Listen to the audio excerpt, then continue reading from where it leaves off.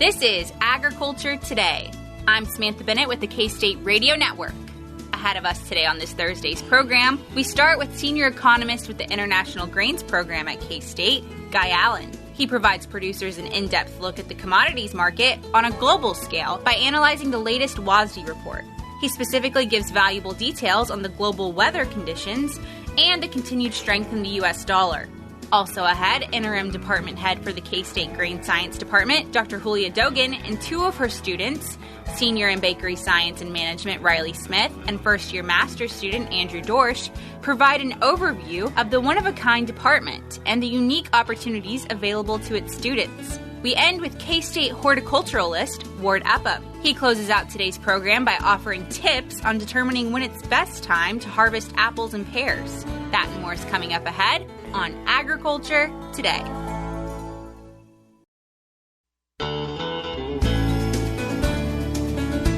This is Agriculture Today. We are back for our latest WASDE report, which was dropped last Friday. And to cover this subject, we have with us Guy Allen. He is a senior economist with the International Grains Program here at K-State. So let's start off with some of the generalities of things that are shared on our WASDE report, starting off mostly with wheat. Yeah, look, this WASDE last week wasn't a big market mover at all. I guess I was anticipating maybe some lower world production numbers, but probably the wheat numbers were the most market moving on the day. World production came in 8 million tons higher than it did in July. It came in at record 779.6 million metric tons, which was actually 400,000 metric tons higher than last year's previous record size crop. A lot of those changes in production were seen by the recovery from the drought situation we saw in the northern part of the U.S., and the plains, and then up into Canada.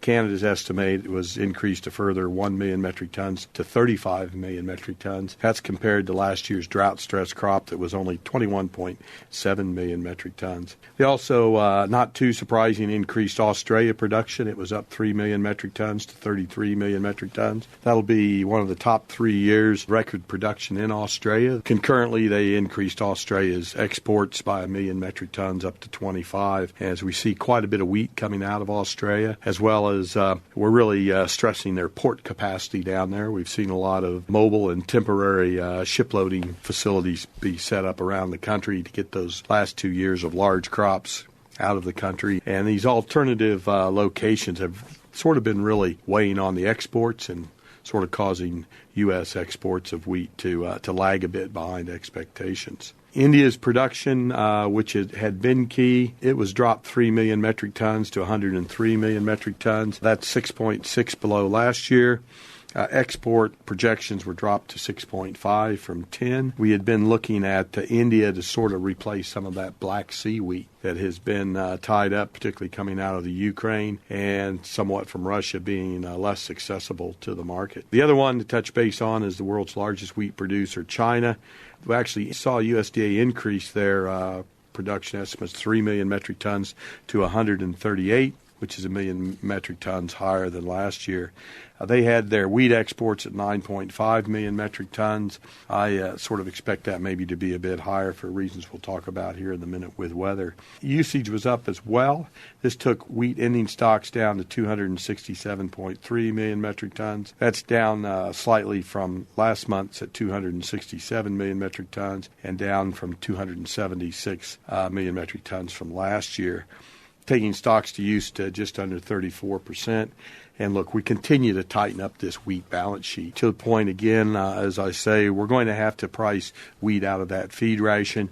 And to some extent, given corn, wheat's going to follow corn, I think, because it's actually a tighter situation. It's going to have to stay at a premium to corn, keep quite a bit of wheat out of that feed ration. Absolutely. And speaking of corn, I know that the stocks were down a little bit. Yeah, this report for corn, global ending stocks fell nearly 6 million metric tons for this year. A lot of that was on decline in the Ukraine's exports and production there.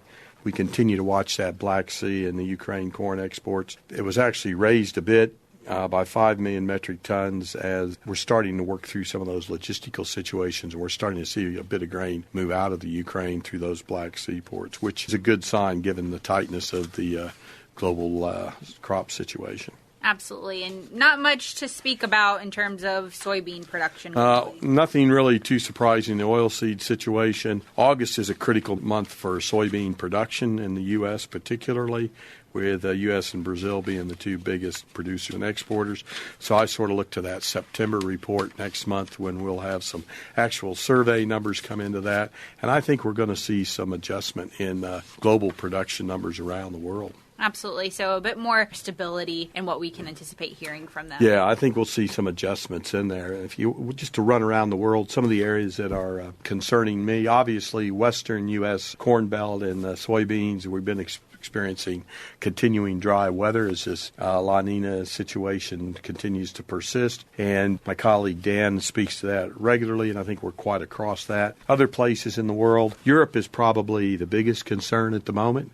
Very dry across Europe, major crop producing areas all the way from France across through to the Ukraine, causing quite a bit of a concern, particularly because a lot of that Black Sea business had been shifted to Europe, being the next best point of origin into those critical markets of North Africa, Sub-Saharan Africa, and the Middle East. Also, China, biggest producer of wheat and second largest producer of corn and a lot of major summer crops. They're experiencing some stressed dry weather crops, and I would expect those numbers to come down from current estimates there as well. We're also seeing spotted dry areas across Southeast Asia as that dry weather extends south. Also, India, another major grain producer, is experiencing some dry weather to the point where the government's really ratcheting back the potential exports on that, and that's lending a bit of support. Moving back to the Western Hemisphere, Argentina has had dry weather, and that's starting to impact the summer crop situation particularly.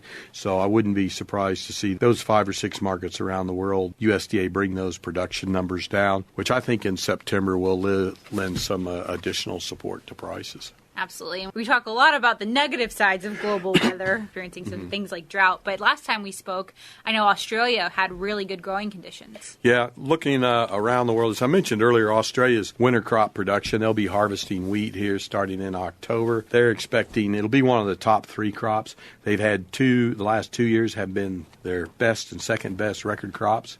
Wow. Following a significant drought there, 2017 through 19. The recovery, La Nina, while it's dry weather for parts of the U.S. and South America, it's actually bigger crops, particularly for Australia and even across a lot of India, as the correlation is quite opposite on that. Sure. And I know that we like to talk about the export side of things, the production side of things whenever we have you in the studio. So when it comes to ocean freight, what has that market really looked like in the past month? Yeah, look, we've seen quite a bit of volatility in this bulk dry freight market in the last 12 to 18 months particularly. We saw 14-year highs in that market this time last year, and we've seen that market come off quite a bit. It was up in the 5,000s just this last week. It's traded closer to the 1,400 number. And keep in mind, what drives that bulk freight market isn't grain. Grain's less than 20%. It's really coal and iron ore particularly that's driving that. And we're seeing that demand sort of drop off. Ocean freight rates are coming down, and that freight component is an important part of the price for our importing customers. The other thing that a lower freight rate does, when we have a high freight rate, it makes exporters such as the Black Sea, Australia, where they're freight advantage to those markets, particularly the high-value markets of China and Southeast Asia, more competitive. But as that freight rate comes down, it makes the U.S. grain and exports a lot more competitive into those higher-valued markets. Absolutely, which is very important, especially when we go into talking about the next subject we want to cover, which is the strength in the U.S. dollar. We've mentioned before that affects the price of U.S. commodities globally exponentially. Yes, I like to touch base on the dollar. It's something that I guess being a U.S. farmer or a U.S.-based agribusiness, we think of everything in U.S. dollars day to day, and we don't think much about that exchange rate. Whereas if you're overseas in that international market, that exchange rate, that's the first thing I always looked at in the morning when I woke up. Well, what did the exchange rate do overnight? And then just in the last couple of weeks, we've seen the U.S. dollar hit new 20-year highs. And just to look back in April, we were down with an index at about 90. Today we're above 106, and we had reached as high as 109 just briefly last week. That's a significant increase. That's a 15 to 18% increase in the cost of U.S. commodities just because of the exchange rate. The other thing that I think is real important to keep in mind, that index is driven mostly by the relative value of the euro and the Japanese yen, where most of our importers of U.S. grain, their performance of their dollar and their exchange rate to the U.S. has actually performed significantly worse. So most of the people buying U.S. commodities are paying not just that dollar index, but significantly more than that for U.S. dollar-denominated grains. In terms of the play out of the strength in the U.S. dollar, can we see this continuing on in the future, or is this something that we hope is stalling? Well, it's interesting. Today I was interested in hearing Brian Bigerman's comments on sort of the macroeconomic issues, particularly relative to U.S. inflation rates and interest rates. And what's driving that value of the U.S. dollar relative to other currencies is our increasing interest rates. Mm-hmm. Foreign exchange rates are really driven by the differential in your interest rate situation. And as the Fed continues to signal that we're going to see higher U.S. interest rates, that makes for a stronger U.S. dollar. And they're doing that to get on top of the inflation situation, which is adding to the price of world commodities across the board. A lot of other countries can't afford to raise their interest rates proportionally, and so their currency becomes less competitive. So I think that strength in the U.S. dollar is something that's going to be around for a good length of time in the near future, multi years forward, and it's going to be a significant component of the competitiveness of U.S. commodities into the global marketplace. Absolutely. Well, Guy, as always, we appreciate the worldview that you bring in on these reports and the knowledge that you offer listeners. So thank you so much for your time. Very good. We'll see you next month. Absolutely. Once again, that was Guy Allen. He is our senior economist with the International Grains Program here at K-State. We'll be back with more ahead on Agriculture Today.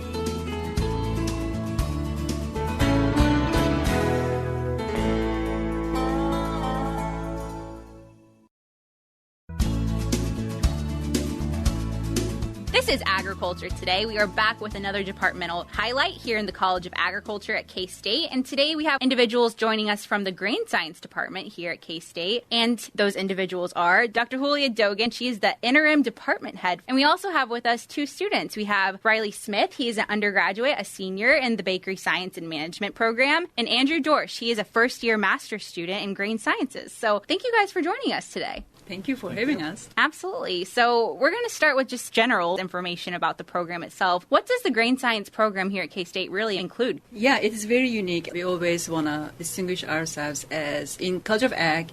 There are two different paths that you can take. Some of the majors are something along the lines of production agriculture, and then we have the rest of the college not doing that. So grain science is something actually similar to the food sciences that people are more familiar with, and it is basically taking the raw material. So any crop or any produce at the field level, you take it, and you convert that material to something that you would find in the marketplaces as the consumer. So that's the grain science in a nutshell. But then when it comes to our majors, which are milling science, baking science, and feed science, we have very different approaches in those, although the overarching task is the same. So this is, again, process-based, science-based program where you understand all the processes takes to convert that raw material into some finished product. Very cool. So a lot of science involved on your guys' end, I'm assuming. So a lot of coursework that's probably a bit challenging. So what are some of those classes? It's a biochem degree with a really weird specific outcome. So we have in bakery science, which Riley and I are very familiar with, you have the production side and then the cereal chemistry side. Both are heavy science, but production has more of a business outcome where cereal chemistry really does focus on those upper-level sciences. I want to get into a little bit more of the details. So what are the enrollment numbers currently like in grain science right now? If I make an estimate for our running average for the past 5 years, I would say in feed science we have about 40 students, and baking will be at least 60, and milling science, which is the largest historically, maybe 70, 75. So it brings us to a total of 170, 180 range. a very small program, but with a small program like that comes strengths, I would say. Professors in your department probably have very special relationships with their students, right? Exactly. We know almost every single student obviously by name, their hometown, their hobbies, last internships, what kind of club activities they involve. We really know them one-on-one basis. And our program usually have the culture of, being very informal. If you need to talk to someone, you don't really need an appointment. Of course, it's great to have an appointment, but you can knock on the door, and if they are available, you can talk to any advisor almost any time. So it's very, close knit of relationships, not only in the college level, but after graduation, same culture, goes into the industry, and everybody knows everyone and ready to help. Riley, when it comes to activities and clubs of interest for students in this department, what are some of those? So one tailored specifically to my major is the Bakery Science and Management Club, which I'm actually the president of right now. Others, we have Mill Side Club and Feed Side Club, and then we have the graduate kind of overarching for all grad students, and then another one called Alpha Mu, which is for the undergrads and graduate students who meet a certain caliber of academical goals. So lots of ways for students to get involved. And then in terms of why you two, as students, decided to come to K-State and join the grain science department specifically, what was your reasoning? So as you kind of mentioned before, this is a very unique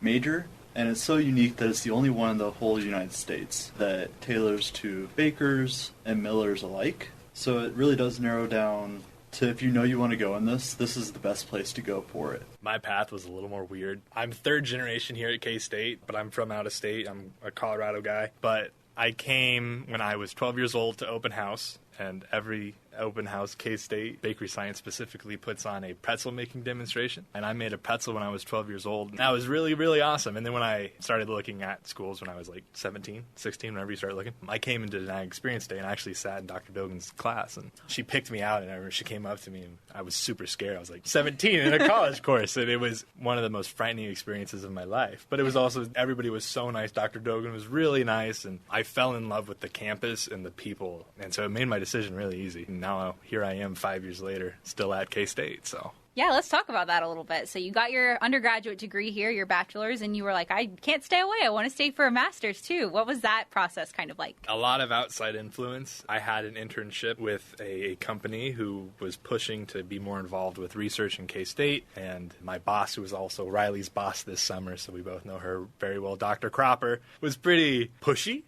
For me to do something. She was like, if you have any interest, you got to go for it. And I was like, okay, well, I have a little interest. And she was like, then you're going for it. So I've been here a semester already and have loved every second of it. I love my undergrad, and I've loved grad school even more. So is that a common theme with undergraduates? Is that they can get involved in research in your department if that's an opportunity they're looking for? Not every single of them go for higher education like master's and PhD, but we have plenty of opportunities for them to involve as an undergraduate student, and we have a dedicated course if they want to take it as part of their program requirement. And then Riley, in terms of some of the internship opportunities that are available to students in this department, what do some of those look like? Again, because we're such a close-knit community, we don't have to fight for internships like other majors like engineering, where you have to go to a whole hall that all the companies are trying to find future interns, whereas the companies actually come to us. And they ask us to sign up for interview slots, and then the pay for internships is unlike any other major that I've ever heard of. Whereas some majors may have to get paid bare minimum just to be able to live where their internship is, whereas we get paid in profit margins and be able to bring that back to be able to pay for our major. And speaking about affordability, we also have a great support from the industry for scholarships. And we are able to give anywhere from $1,000 to $6,000 depending on the MOUs for the scholarships and their student qualifications. We try to match them, but the numbers can be as high as $6,000 in scholarship support for a given student. Incredible. You mentioned the uniqueness of this program, and because it's so unique and so specific, the demand of your students must be very high. Exactly. For decades and decades, we are proud to say that we don't really produce enough compared to what industry needs. That means 100% job placement. And oftentimes I jokingly say it's actually 200% in some majors. Since why I'm saying so, students typically get their offers in their junior year. In milling science especially, they have their contracts signed with sign-in bonuses. and they typically get more than one offer. So that's why, I call it as 200% placement in some cases. But overall, when you look at the final placement, we can safely say each major, milling, baking, feed, they are able to find a job even before graduation. Not only does our program offer that 100% job placement, we actually have some of the highest starting salaries in the College of Ag, ranging anywhere from $60,000 to $75,000. And then again, within 5 years, that can be up into those six figures. People are always going to need to eat food. People are always going to have animals that need to eat food. And we are supplying the people to keep those jobs running. So we get compensated handsomely for it. That's incredible. I think in agriculture, we have this demand for students in general, but in that specific world, that's very impressive. So what are some of the common jobs that your students post-graduation typically pick up? For the millers, a lot of people go into the production milling side and jump right into that. I've talked to Paul before about it, and it's like equal of 10 years experience working in a mill is what you get coming to K-State and doing this undergrad degree. So just be able to jump into an upper management or a high quality control position in a mill, that's fantastic. And then feed science is more of the same, where you can go running mill, quality control. What other things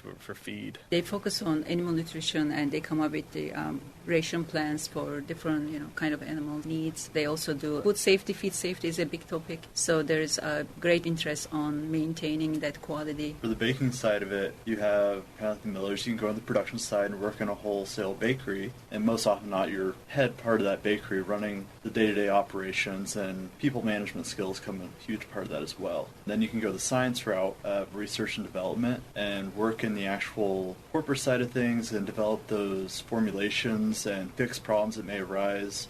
Very trend-based, so when people switch to a gluten-free diet, keto diets, that's really where the R&D part of it comes from. And even speaking to people I've worked in my internships and why the bakery science program is so helpful and why they seek out our students so much is because you can hire from a food science program, but you're going to teach them how to bake and teach them how the process actually works. Whereas if you hire straight from K-State in this program, they already know and are ahead of the starting line when you're hiring them. So some standout opportunities for sure. If anybody's tuning in and they're thinking themselves are interested in this program, entering if they're a young high schooler looking to explore their options in college, or if it's a parent or a grandparent tuning in, where can they find more information at? I think the easiest resource is the department website, which is www.grains.ksu.edu, and trying to reach out and have the first conversation with us, and the rest will come after that. Excellent. As always, any of the links that were mentioned in today's program will be in the show notes of today's episode, which can be found on agtoday.net, which is super easy to just scroll through and then click the link that you're interested in viewing. So if you're interested in learning more about the Grain Science Department, be sure to check that out. Well, thank you guys so much for your time today. I hope that this was a fun thing for you guys to come out and do, to talk about the program that you're so passionate about, but also fun for listeners to learn about as well. But thank you so much for your time. Thank you. Thank you. Once again, that was Dr. Hulya Dogan. She is the interim department head, as well as two of her students, Riley Smith. He is a senior in bakery science and management, and Andrew Dorsch. He is a first-year master's student in grain science. We'll be back with more ahead on Agriculture Today.